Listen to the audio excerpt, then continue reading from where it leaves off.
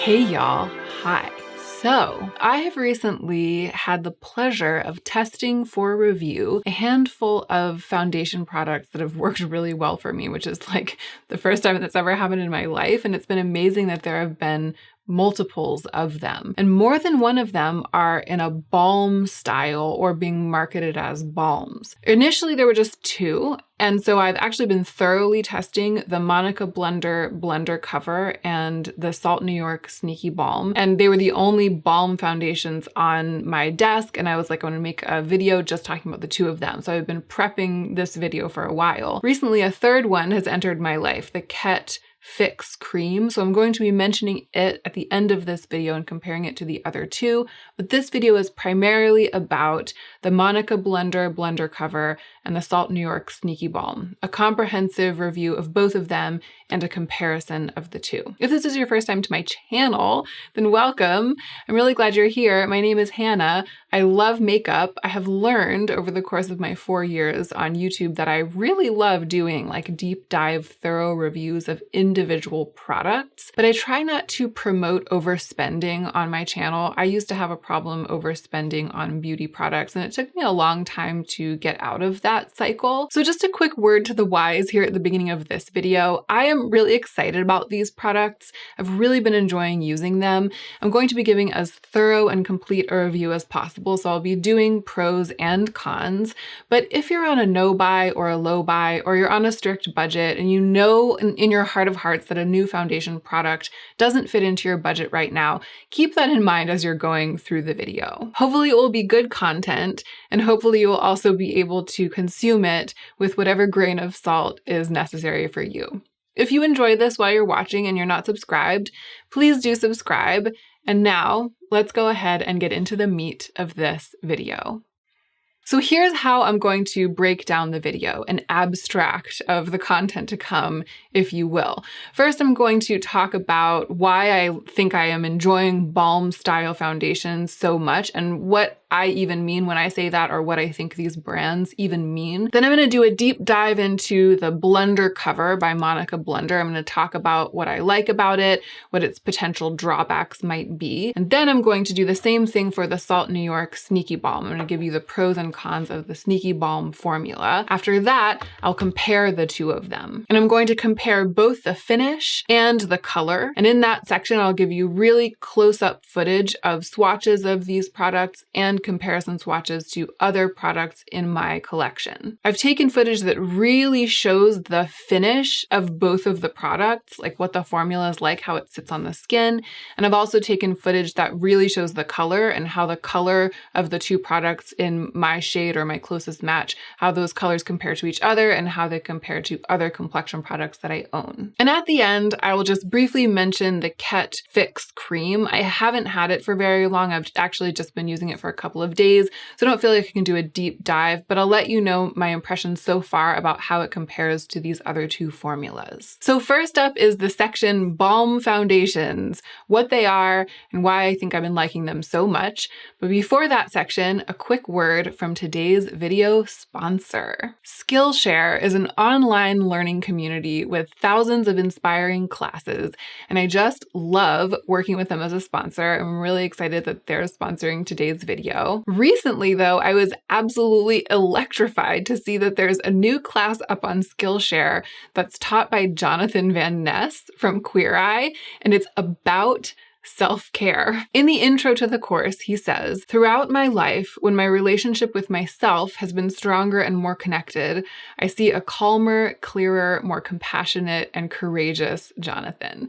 And that is exactly what I'm always talking about in the outro to my videos on this channel. It's something that I think a lot about, and it's been amazing to take this class on Skillshare and get the JVN take on that concept. So for me, this is a great example of one of the things that Skillshare offers, not just classes that help you learn new skills, but classes that help you go deeper into skills that you might already be developing, looking at things you already do or already want to do or already think a lot about in new ways with the guidance of someone new. So I hope you'll check it out. The first 1,000 of my subscribers to click on the link in the description will get a free 1-month trial to Skillshare. You can start exploring your creativity today. Thank you to Skillshare for sponsoring this video. Let's get back to discussing balm foundations. So first on the docket is the question of a balm foundation at large. What is it? Why do I think I'm liking it so much? And why are these balm foundations working when in the past I've talked about not liking balm makeup at all? And also, I feel like was it the first real balm foundation in the market or the most notorious one years ago? At this point, it feels like, although I feel like it was actually right around the beginning of the pandemic. So it was a couple of years ago. Kevyn Aucoin released a balm foundation and it was a spectacular flop. Do you guys remember that? I feel like a ton of influencers tried it and I tried it. None of us liked it and all of us hated it because it was really, really silicone-y and it clung to every single pore and every single dry patch. It was sort of like a dry silicone-y paste. But at the time, I remember being really intrigued by the idea of a balm foundation. As someone who has dry skin and who likes sort of a natural dewy look, I was imagining in my mind when I heard balm foundation and I saw the Kevyn Aucoin foundation in that pot style with the lid, which is, exactly like this. I was imagining something in my mind that it completely did not deliver. And lo and behold, 2 years later, a couple of brands coming through delivering on that. These are basically exactly what I imagined at that time. And to be frank, the best way that I can think of to explain how they feel is that they're kind of like giant pans of concealer, the kind of concealer that comes in a pot. In fact, I'm not totally sure that there is a difference between these products and like a concealer in a pan or a concealer in a pot, especially because concealers in pots come in at different levels of dewiness, different levels of coverage. So the NARS one is pretty matte and pretty full coverage, and I really, really like this product. I find it easy to manipulate. It's great for spot concealing, but it can also be used to cover larger areas under the eye. The idea of a huge pot of this that's designed to be used with a foundation brush that I can really work into my skin and either build up or sheer out, that's really appealing to me because I tend to use concealers like that, whether they come in this format or in a liquid format with a doe foot.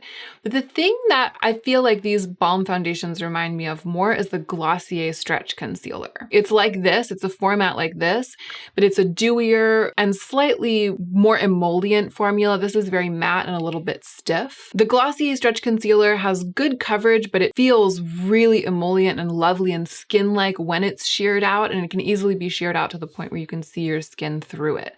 So it's that versatility, that high pigment or buildable pigment, but a formula that stays incredibly elegant and skin-like and holds itself together and behaves even when it's being manipulated and sheared out. One of my favorite things in makeup is, I was about to say control. It sounds a little bit weird to say it that way.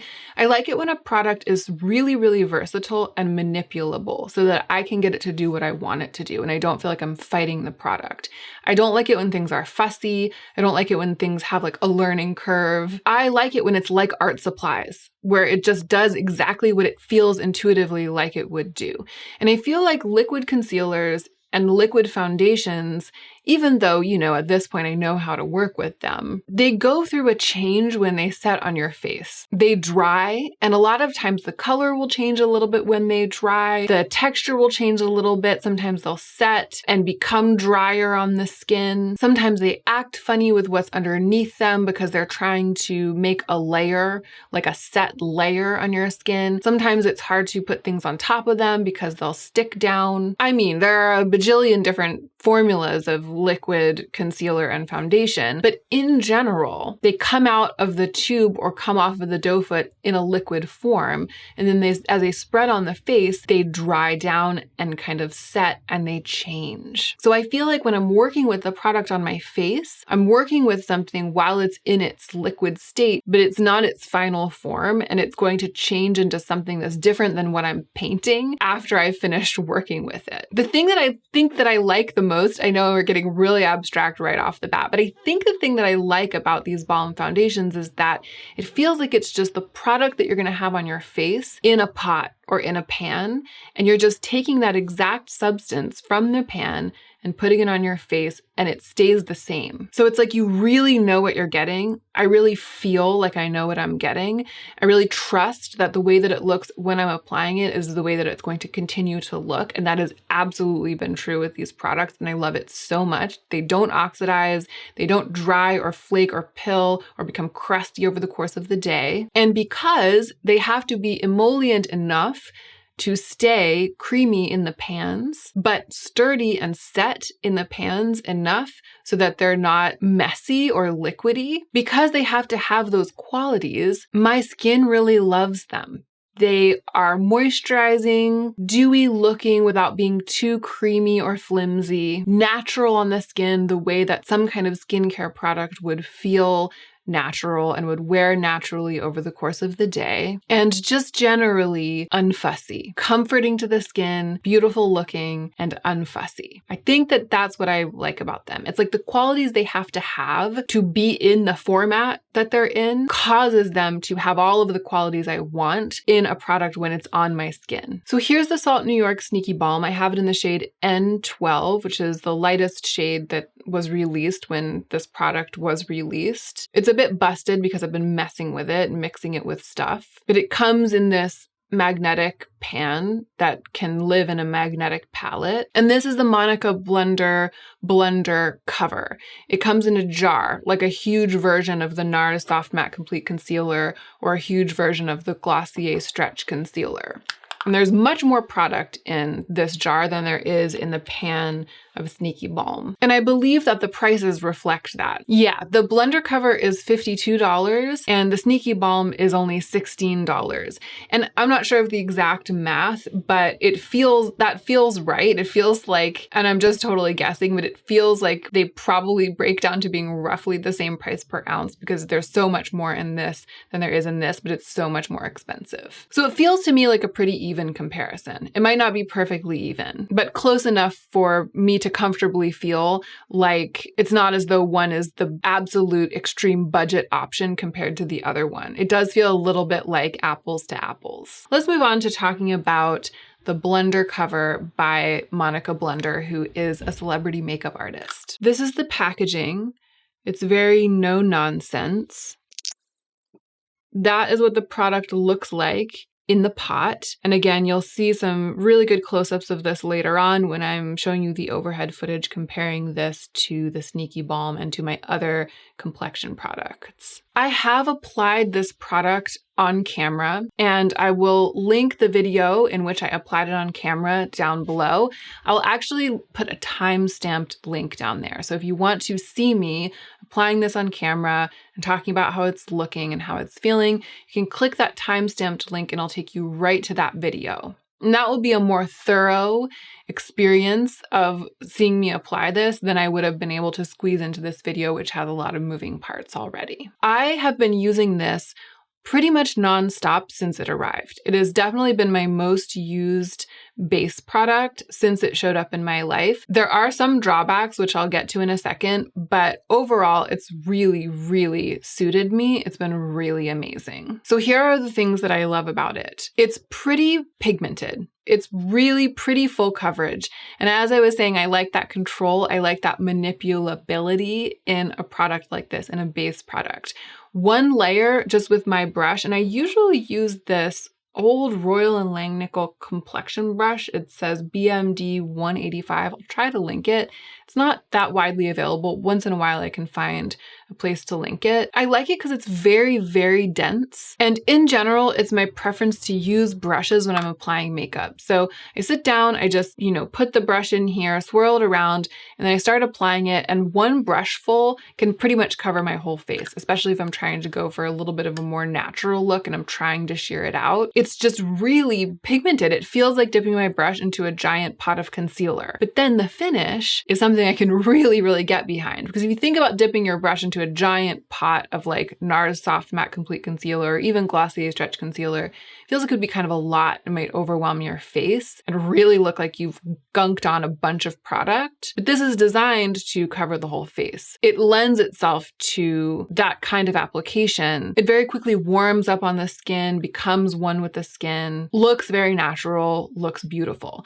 But because it's so pigmented, it's really easy to have the second layer be like a full coverage concealer layer. And in fact, I believe this is marketed as being a combination concealer and foundation. So it's like you can sheer out the first layer all over your face and then go back with a little bit more intense of an application like in the under eye area and on the high points of the face if you usually do that with your concealer. And then you can use a little bit on a brush on your finger to spot conceal. And it's quite pigmented. I find that it's easy for me to use a little bit on my finger to cover blemishes or scars. So it's really the delivery mechanism, the ease of use, the application method, and the high level of pigment in this product that has made it a hero product for me. It's like I've been wanting to dip my brush into a giant pot of concealer and cover my whole face for my entire life. I just didn't know that I wanted to do that. And again, when I say that, it makes it sound like what I've wanted to do is to put on a mask of concealer all over my whole face, but that's not what I'm talking about. I just mean like the speed and the elegance and the skin-like quality of the product when it's worked into the skin with a brush. That is really attractive for me. When I first started using this, when it first arrived, I opened it up, I started putting it on my face with a brush, and I literally was like, stop the presses. I was like, I need to immediately film a video about this, and I'm gonna call the video Stop the Presses. This product is amazing. I can't believe how much I love it. Like it really, really impressed me and has continued to impress me. And I was going to do that actually that week, which was like a month or two ago. But then the Sneaky Balm arrived and then I was like, wait a second, there's this other Balm foundation and I have to test both of them. And then I ended up really loving both of them. And then I was like, I'll wait and I'll film a full comparison video. And that's what we're doing now. I also feel like this is going to last a really long time. A little bit goes a very long way. It feels super sturdy and easy to travel with. That is a huge pro for me. I was actually traveling recently and it was amazing just to be able to like throw this in my bag and not worry about it and know that it would work for everything and didn't have to worry about also having like an under eye concealer and a spot concealer. It just does everything. The fact that it's so pigmented to me counteracts what might be some people's main issue or what I would have thought my main issue with Balm foundations would be, which is the issue of transfer. It's pretty sturdy and sticky. I mean, it's like not messing around. It's not weak sauce.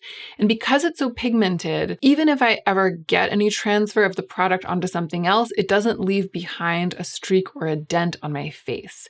And that's what really matters to me. I feel like I've been saying this in almost every video lately, but just to reiterate, and it totally makes sense in this context, I'm a big fan of a natural skin look. I don't like to look like my face is covered in foundation, but my preference is to get that look with really, really pigmented products because I find that it's easier to get them to do exactly what I want them to do, and I find that they're sturdier throughout the day. So this definitely checks that box, probably more than the other Balm foundations that I'm going to talk about. And as I've gotten to know it, I've like found myself wanting to recommend it to friends, especially friends who don't wear a lot of makeup. It's just so easy and intuitive, and it's a great product. And I'm not surprised because Monica Blunder is incredibly talented. She has vast experience applying makeup, and this is pretty much her only product. It's like her baby. It's not as though she has a huge makeup line and this is just the foundation. She like worked on this, and I hope that she does more because I would love to see what she comes up with based on my experience with this.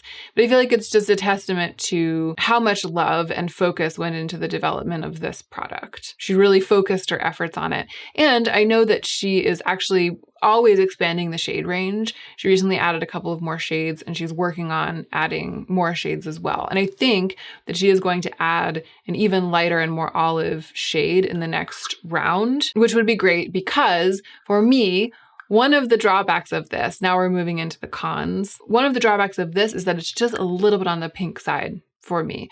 It's light enough and I love that, but it's just a little bit cool tones. When I put it on, I'll cover up my redness completely, but then I'll still feel like it's showing through a little bit because there's just a little bit of a pink cast on my face. I'm not wearing this today. I'm actually testing a different foundation entirely and I'm not wearing either of these today, but you'll be able to see it in that other video where I did like the full demonstration applying this product, which reminds me, another one of the pros that I forgot is that this looks amazing with a sponge. I like a brush. No matter how good a sponge ever looks, I always just end up going back to a brush. I find it easier to use. But if you apply your foundation with a sponge, oh boy, this one, it just looks seamless. It's so beautiful. And I actually think that pressing it into my skin with a sponge also makes it even sturdier. The times when I've managed to go through the whole process of wetting a sponge and using a sponge on this product on my face has just been like, wow.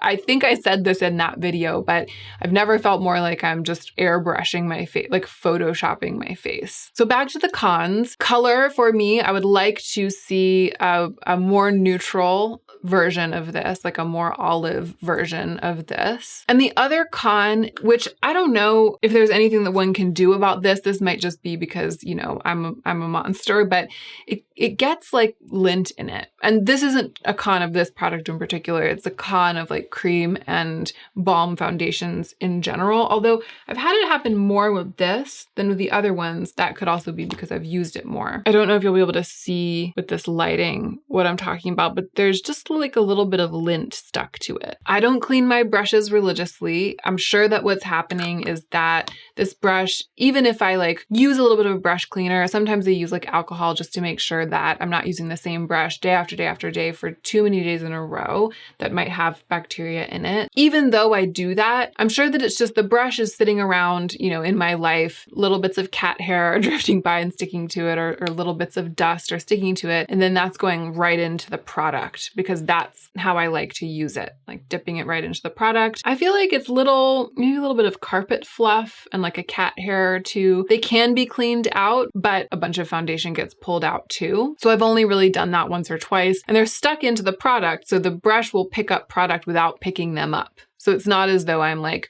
rubbing those bits of lint and cat hair onto my face. They're just stuck in the surface of the pan. But for me, those are the only two cons of this one. In terms of wear, sturdiness on the face, I guess it's pretty dewy. If you have oily skin, quite oily skin, I think you'll definitely want a powder, or if you're someone who prefers a matte look, it's going to be this plus powder for sure. The finish isn't a con to me. It's just maybe a potential con, depending on how dewy you like your face to look. I find that with my pretty balanced skin, I'm prone to dryness, but I don't have like crusty dry skin right now. So with my skin in its current state of being pretty balanced, I find that if I don't powder at all, this does get quite dewy and it looks very, very beautiful. But if you want something in between that and a matte face, you're going to want to apply powder judiciously. Let's move on to talking about Sneaky Balm, which is the new release from Salt New York. In terms of application style, this has all of the same pros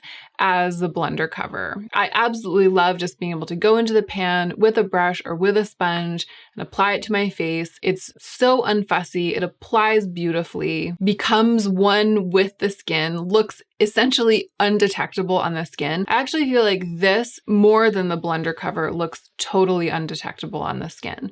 I can put it on and then examine my face right up close in the mirror and I'm like, where's the product? If that's the thing that you value most in a base product, then this will be the one to look at. I like the high pigment in Blunder cover, but it comes with a little bit more of a makeup look, or in order to get a totally no makeup, clean skin look, you have to manipulate it a little more, work with it a little bit more. And this Sneaky Balm is just doing it for you. There's almost no way to apply it, especially in the first layer, like first application, to apply it and then have it look like you have makeup on your skin, which may be the coup. Like the crowning glory of this formula. And if you don't know Kiki, who is the founder of Salt New York, the makeup artist who started the brand, I'll of course link her channel down below. Both of these brands are started by makeup artists and both of these foundation balms are formulated by makeup artists. Kiki has a YouTube channel and she has a whole video about this product and it's a delight. She's a delight. So I'll link that so you can find out more from her if you want to know more. If I'm having like a no makeup day, really, and I just feel a little bit busted and I just want a little bit of coverage on my skin, just a little bit cleaner of a skin look, but I'm not planning to wear any other makeup. Like no brows, no mascara, nothing on my lips except for maybe a little lip balm, no blush, I'm much more inclined to reach for Sneaky Balm than anything else because of that beautiful quality. It evens out the skin without feeling or looking like you've put makeup on the skin. And that, if you didn't already know, is why it's called Sneaky Balm, because it's so sneaky. You'd never know it's there. I also have a video. I have posted a video sometime in the past month or two in which I applied Sneaky Balm to my face. And I will do the same thing that I'm going to do with the Blunder cover. I will link the video below and it'll be a time-stamped link. So if you click on that link, you'll go straight to that video, right to the part where I just first start applying this. And you'll hear me talking all about it and demonstrating the way that it looks and how it applies in that video. And it'll be a deeper dive into the application process than I would be able to fit into this video. So the sneakiness is a huge pro of this. The way that it feels to apply is a huge pro. It feels so good for the skin. That's a huge pro to me. It's also buildable. Blunder cover is buildable, but I felt like I don't even need to build it because it's so pigmented.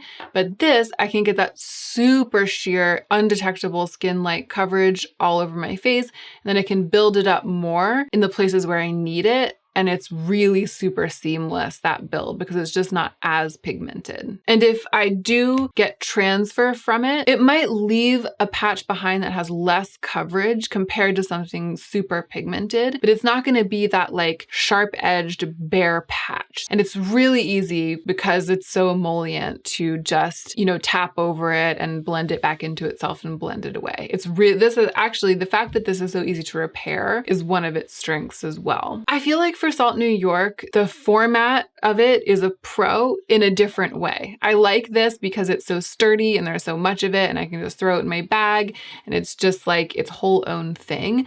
But I really like the way that Salt New York products are presented and packaged. The price point is amazing and I like that I can put this Balm foundation into a magnetic palette with other things and just carry it around and have like a whole face there basically. So especially if you already have a Salt New York palette or if you have some things that you like, then the fact that this will just be added to the arsenal is very appealing. There's an ease of use factor and an elegance that's all its own. As with everything from Salt New York, I would definitely recommend Sneaky Balm to somebody who isn't super confident with makeup. The products are so well formulated, so easy to use, so versatile.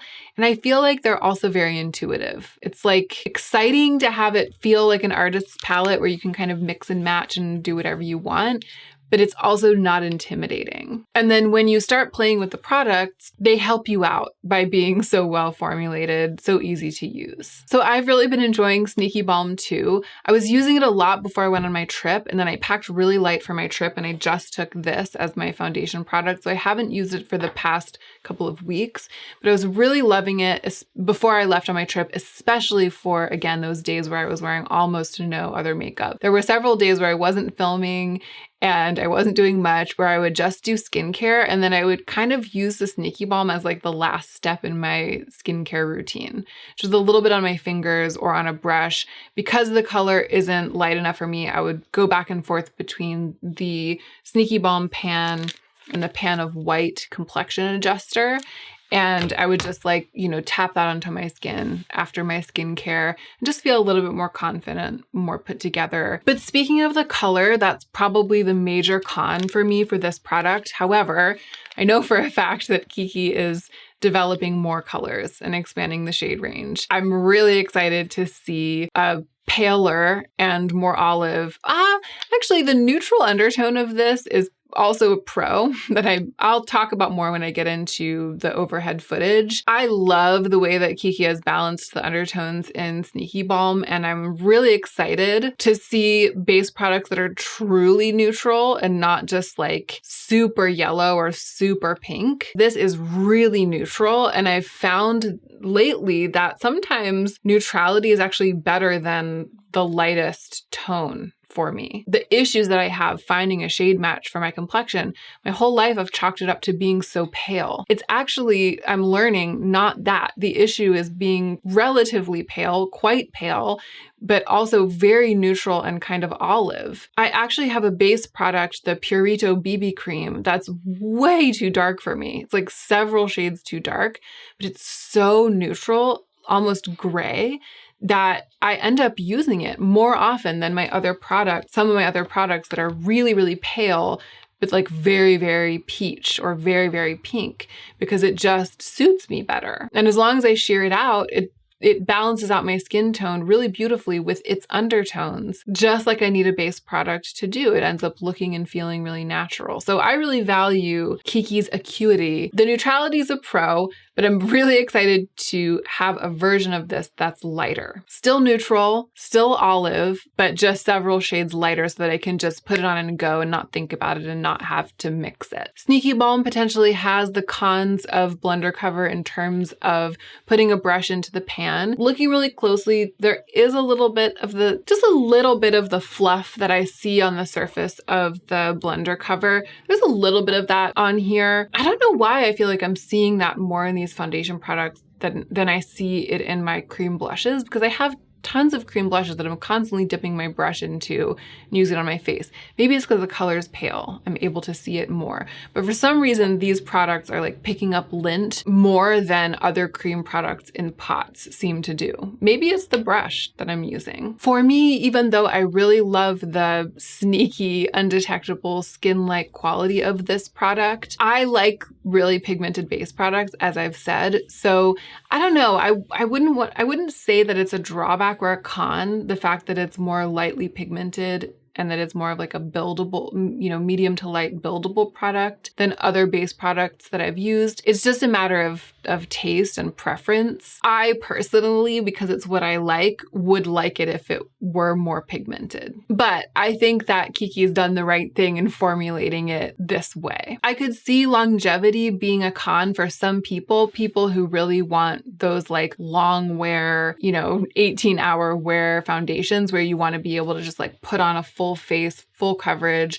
and have it just stay and not budge. Clearly, this is not going to be that, right? So if that's what you're looking for, then the fact that I wouldn't say that it wears away or fades, because it's not a thing where it's like gone by the end of the day. It's just that the effect of it softens with wear. I feel like if a makeup product isn't going to be like super long wearing and just stay and stay and stay like a liquid lipstick, then the best thing that it can do is wear elegantly, kind of fade elegantly.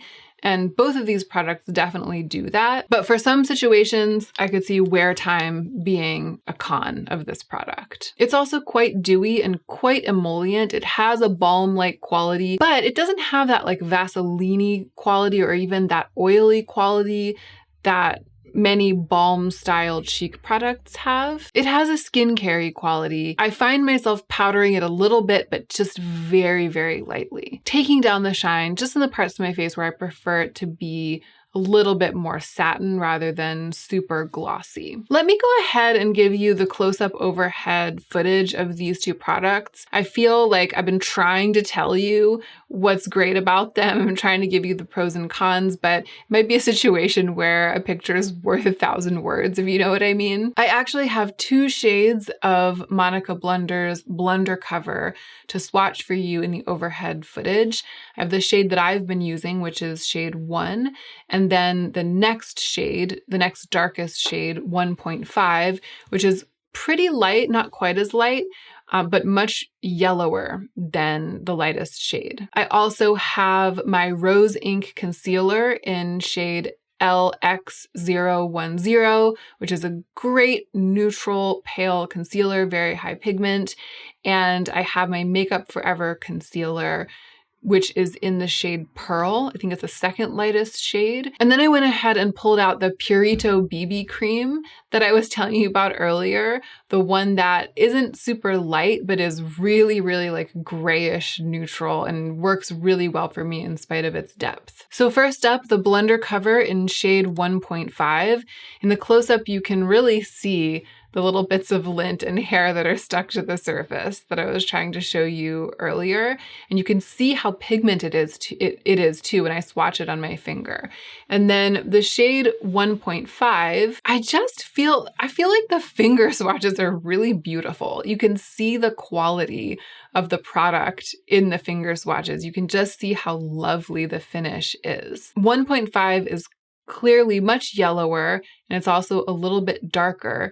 And it's interesting because when I swatch the Salt New York Sneaky Balm in shade 12 on my finger next to the two of these, you can immediately see that it's a bit more emollient, maybe not quite as intensely pigmented, not quite as light as either of the two Blunder covers, but much, much more neutral. I feel like this is actually an object lesson in what I'm always trying to say about neutrality in foundation colors. The Sneaky Balm looks darker than the other two, but it just looks so much more like my skin rather than looking like some kind of highlighting or correcting product. And I think that you can see from this close-up that the Sneaky Balm, if it were lightened, if it were mixed with white and lightened by several shades, it wouldn't turn into either of these other two colors. The Sneaky Balm could become as light as either of them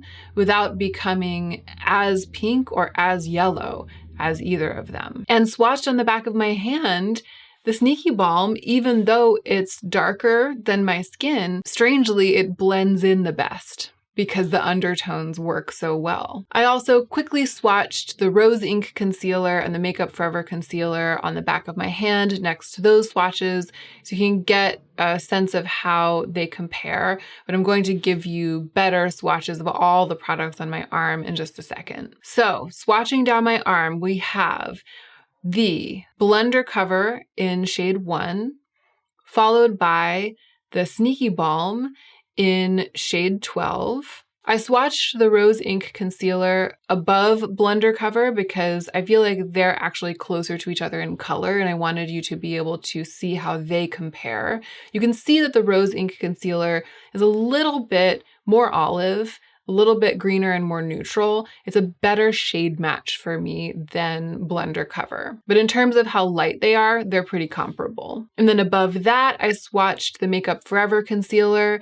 It's really quite bright. It's an example of me trying to go brighter and brighter to match my complexion because I thought that my skin was just so light that I couldn't get a good shade match, but then ending up with something that is light enough, but maybe a tiny bit too pink. And then underneath all of them, I swatched the Purito BB cream, and you can see that it's like dark and almost gray looking, but it too blends better into my skin. So I blended all of those out and then I sat there and let them dry. I wanted you to be able to see what they look like when they're not freshly applied. And one of the really interesting things about letting them dry is that you can see that the liquid products, the Rose Ink Concealer, the Makeup Forever Concealer, and the Purito BB Cream kind of change color when they dry.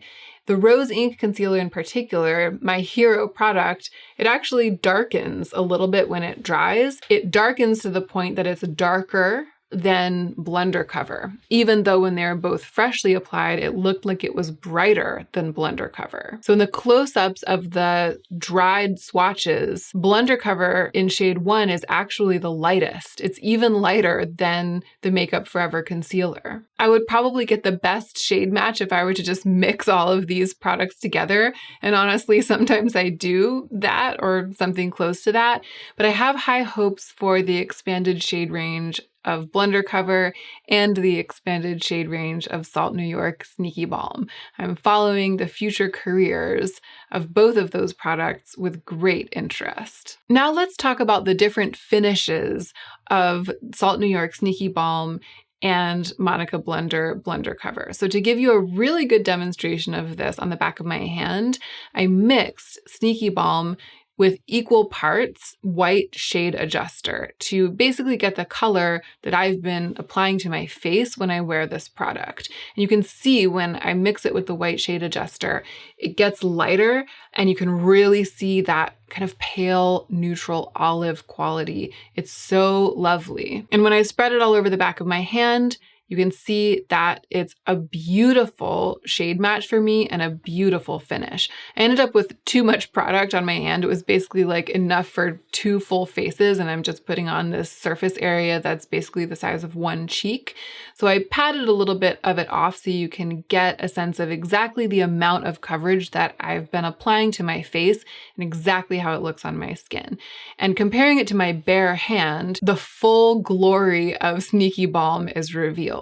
It has that seamless, dewy quality. It has evened out all of my redness and the veins, but you can still see my actual skin there. It still looks natural. I just think that Kiki did a beautiful job formulating this product. I applied Monica Blender blender cover to my other hand using a brush, which is exactly how I've been applying it to my face. And you can see right away how much more pigmented it is, and that it gives a bit more of a makeup-y look on the back of my hand, partly because there's more coverage, so you can see less nuance in my skin, the skin on my hand, through the product, but also because the color is so bright and the pigment makes it kind of bright and even. So especially when I flatten out my hands, you can see the difference between my bare skin and the coverage of the product. You can see how much more makeup-y blender cover is capable of looking. Still though, a very beautiful finish. Still much closer to an ideal color for me for a base product than the vast majority of shade ranges on the market are able to offer. And it also has a very, very beautiful skin-like finish. I think that in these close-ups where I'm comparing the backs of my hands with the exact amount of product that I tend to apply with both of these products, I feel like you can really see how undetectable Sneaky Balm is compared to my hand with blender cover on it, even though that hand looks really beautiful. And again, even though I tend to default to that product because it's so easy to use and I find it so versatile, comparing the two hands, you would kind of think that the Sneaky Balm hand actually doesn't have product on it and that I just have really beautiful skin on my hand. They're both really impressive. They're both really great products, but that undetectable quality on the Sneaky Balm hand is, I feel, maybe the gaggiest thing in this entire video. Hopefully that footage and me talking you through the footage gives you a really good sense of the differences between these products and the strengths and potentially the weaknesses of each one of these products. I filmed that footage long before I was able to start testing the KETT Cream FIXX products. And again, I haven't even been testing them long enough today to be able to, in good conscience, give you like a deep dive review. What I think that I can say is that it feels a little bit like this KETT FIXX Cream Foundation falls somewhere between the two. The KETT Cream FIXX is on my pointer finger and it's in the lightest shade in the olive shade range. So I think it's 01. And my middle finger is the lightest shade of blender cover, and then my ring finger over here has Sneaky Balm on it. That's KETT, blender cover, Sneaky Balm. Of the three, I think that the KETT product is probably the best match for me because it's trying to be olive. The reason I even tried KETT to begin with is that it has this shade that's supposed to be a really, really pale olive shade. So it looks yellower than the blender cover, which looks pink by comparison, and it's lighter than Sneaky Balm. I did apply the KETT product already to my face in a video, kind of a first impressions. I'll link that down below too if you want to see it. My first impressions overall, having played with it for a couple of days, are it's more like Sneaky Balm when it comes to the pigment, but it doesn't quite have that super undetectable, invisible quality on the skin that Sneaky Balm has. I feel like Sneaky Balm is something special in that way. I wish the KETT product had a little more coverage, because I feel like if you're not going to give me that super sneaky finish, then I want the full pigment so that it can manipulate it. And it's definitely not that like really, really full pigment, super versatile product like Blunder Cover and the Rose Ink Concealer. To me, its biggest strength is its color. The thing that might make me choose either Sneaky Balm or Blunder Cover instead of the KETT cream is that when I've used it, I've found myself wanting to build it a little bit because it's like a medium coverage. So I've found myself building it a little bit to really cover my redness, especially on like the sides of my face and my chin. And then when I build it, it feels like it becomes even more dewy and even more emollient. And then I'm starting to feel like I want to powder it, but I feel like the more layers of it I have on my skin, the less elegantly powder is going to sit on top of it. So strangely, even though you would think that I would like it the most because it's like the happy medium of all of them, medium in terms of coverage and medium in terms of color, I feel like I actually gravitate towards one side or the other depending on my situation. So I either want the undetectable Sneaky Balm or I want the kind of almost like drier quality of the very, very pigmented product that Blunder Cover is. But we will see. I truly haven't tested it enough, and it could totally turn itself around and become my favorite of the three over the next couple of weeks. So I'll have to report back on that. If I had never tried Blunder Cover or Sneaky Balm, I would be losing my actual mind over the KETT Cream Fix right now. Let's just say that. It's definitely on their level. It's definitely, all three of them are some of the most exciting, if not the three most exciting base products that I've ever had and tried. So I'm not trying to besmirch it. It's just got some tough competition over here. And that is it. I hope I've done these products justice. It's been truly delightful to get to know them, truly delightful to use them. Again, I know that Monica and Kiki are both working on their shade ranges actively. It's one of the things that I really appreciate too about the fact that these are makeup artist brands. I feel like they know what they're doing in all of these ways, and they're also really dedicated to continuing to improve the product for the product's sake, and not just so they like look good in the press release on Sephora, or so they'll move more units at Ulta or something. For both of them, I get the sense that it's been not baby steps, but like one step at a time. You know what I mean? Like figure out how the formula is going to work, get it perfect, release the shades that we think are going to be the most comprehensive, and then immediately start improving on that, listening to feedback, expanding the shade range, filling in gaps here, filling in gaps there, and just continuing to try to make it better and better and better. Instead of like, what's trending, figure out a formula, release it, big bonanza, PR packages, blah, blah, blah, hype, media, and then immediately on to the next. Release another thing, change the thing, you know.